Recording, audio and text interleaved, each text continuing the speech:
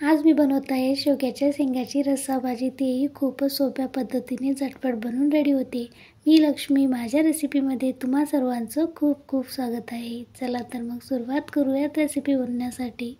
सर्वात आधी मी इथे शेवग्याची शेंगा कट करून घेतलेले आहे। त्याचे वरचे साल देखील काढून घेतलेले आहे। पूर्ण काढू नये, थोडंसं ठेवलं पाहिजे। आणखीन त्याचबरोबर मी इथे कांदा चिरून घेतलेला आहे, मोठ्या आकारात लसूण घेतलेला आहे, खोबऱ्याचे खीस देखील किसून घेतलेला आहे। आता मी इथे शेवग्याची शेंगा सर्वात आधी गरम पाण्यामध्ये 70% इतकं शिजवून घेणार आहे। म्हणजे असे केल्याने आपली भाजी मस्त देखील बनते आणि झटपट देखील बनवून रेडी होते। तुम्ही बघू शकता इथे पूर्ण असं शिजवायचं नाही, थोडंसं कच्चं राहिलं पाहिजे। आता त्याला साईडला काढून ठेवूयात, पाण्याबरोबर असे साईडला ठेवायचं आहे। त्याचबरोबर मी इथे एका पॅनमध्ये जे खोबर किसून घेतलं होतं त्याला भाजून घेणार आहे थोडंसं। या पद्धतीने जर तुम्ही वाटण तयार करून भाजी बनवलात ना, खूपच टेस्टी बनते। मी इथे छानपैकी खोबर भाजून घेतलेला आहे, याला साईडला काढून घेऊयात। त्याचबरोबर इथे 2 टेबलस्पून तेल घालून त्यामध्ये जे आपण कांदा उभ्या आकारात कट करून घेतला होता ते यामध्ये छानपैकी परतवून घ्यायचं आहे। याला गोल्डन ब्राऊन कलर येईपर्यंत आपल्याला परतवून घ्यायचं आहे। हे छानपैकी परतवून झाल्यानंतर आपल्याला याला देखील साईडला काढून घ्यायचं आहे। मी इथे एक स्पेशल वाटण बनवत आहे यासाठी। आता हे पण छानपैकी परतवून झालेलं आहे, याला साईडला काढून घेऊयात। आता जे काही आपण परतून घेतलं होतं ते मिक्सरच्या भांड्यात घालत आहे मी। खोबर, परतून घेतलेला कांदा, लसणाच्या पाकळ्या देखील घालत आहे। त्याचबरोबर थोडीशी कोथिंबीर घालायची आहे।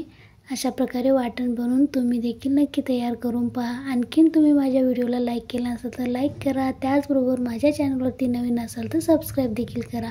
मी याला थोडंसं पाणी घालून छानपैकी याचं वाटण बनवून घेतलेलं आहे, तुम्ही बघू शकता।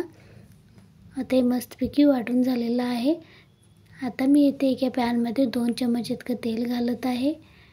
तेल छानपैकी गरम झाल्यानंतर यामध्ये मोहरी घालायची आहे। मोहरी एकदम तडतडून झाल्यानंतर आपल्याला यामध्ये जिरा घालायचा आहे। जिरा देखील परतून झाल्यानंतर जे आपण वाटण बनवून ठेवलं होतं ते यामध्ये घालायचं आहे। याला छानपैकी परतवून घ्यायचं आहे आपल्याला, तुम्ही बघू शकता इथे। आता याला छानपैकी परतवून झाल्यानंतर जे आपलं वाटण बनवलं होतं त्या मिक्सरच्या बॉक्समध्ये मी आणखीन थोडंसं पाणी घालून यामध्ये मिक्स करून घेत आहे आणि आपल्याला याला 2 मिनिटांसाठी परतवून घ्यायचं आहे। त्याचबरोबर तुम्ही कसे बनवता तेही कमेंट्समध्ये नक्की सांगा। सगळ्यांची पद्धत वेगळी असते बनवायची। आता याला मी छानपैकी परतवून घेत आहे। आता हे यामधलं पाणी पूर्ण सुकून झाल्यानंतर यामध्ये गरम मसाला घालत आहे मी, लाल तिखट आवडीनुसार घालत आहे, थोडीशी हळद, त्याचबरोबर जिरेपूड घातलेला आहे यामध्ये। आता याला मिक्स करून घेऊयात।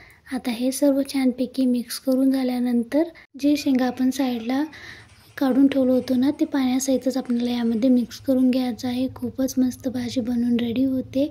आवडल्या चॅनलला लाईक, शेअर, सबस्क्राईब करायला विसरू नका। आता मी इथे ते सर्व यामध्ये मिक्स करून घेत आहे।